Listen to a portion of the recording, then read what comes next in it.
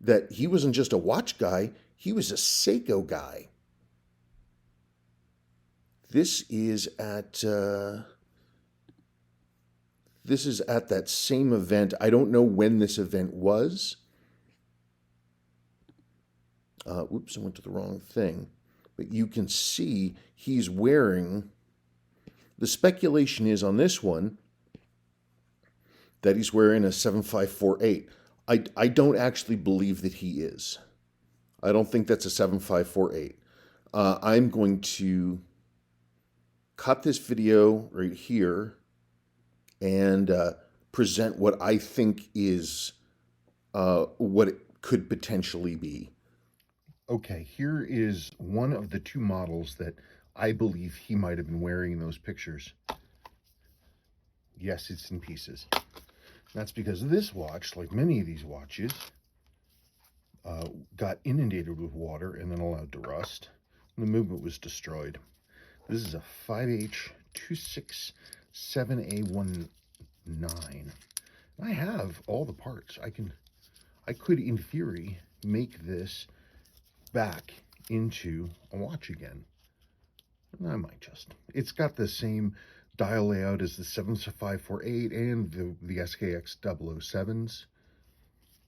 These, they were sold, a lot of, I've talked to a number of like Gulf War vets who bought these at PXs. These they sold a lot of, but Seiko kind of screwed up. The insert is curve topped. So it has this big rounded curve top on it, and the inserts wear like crazy. This is unusually good.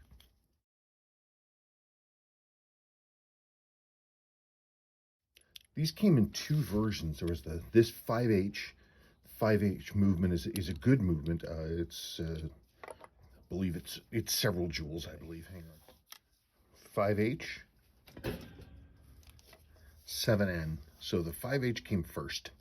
This was, and there are 3 jewels, by the way. These are nice movements. So it looks like we're going to have jewels top and bottom on the, gosh darn it, on the stepper motor, that's a nice feature. That's going to keep it nice and clean. And we've got a big fat jewel on for the upper 4th wheel. 3 jewels, metal back, typical fiber spacer block thing that Seiko did all the time. And it was succeeded by the 7N family, which is plastic, essentially just plastic. It's got no jewels. It's that gray plastic, hard plastic, in just holes in plastic main plates, and I mean they run just fine. They don't need to be super amazing, but there's a clear difference in terms of the quality of the movements of these 2 watches. I have everything, you know. The only thing is, do I have hands? I don't think I have hands. That's the only thing I think I'm missing, because the hands were destroyed. Okay, I'm going to give this a whirl. Here's this picture. I can't get a movement. Trust me, I wanted to try to rough assemble this watch so we could do this, but there's just no way to do it quickly, so here we are. In his rotating ring, this rotating ring is not actually on here. It looks like he's got it like a little bit over like that.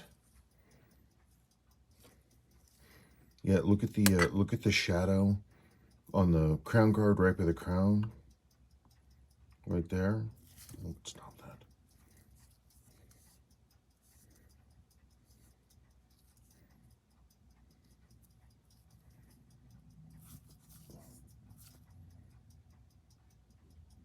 It sure looks like it to me.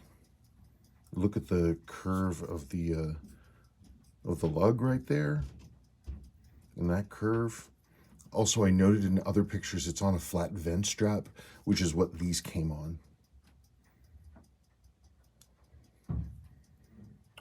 I don't know. There we go. That's what I'm thinking.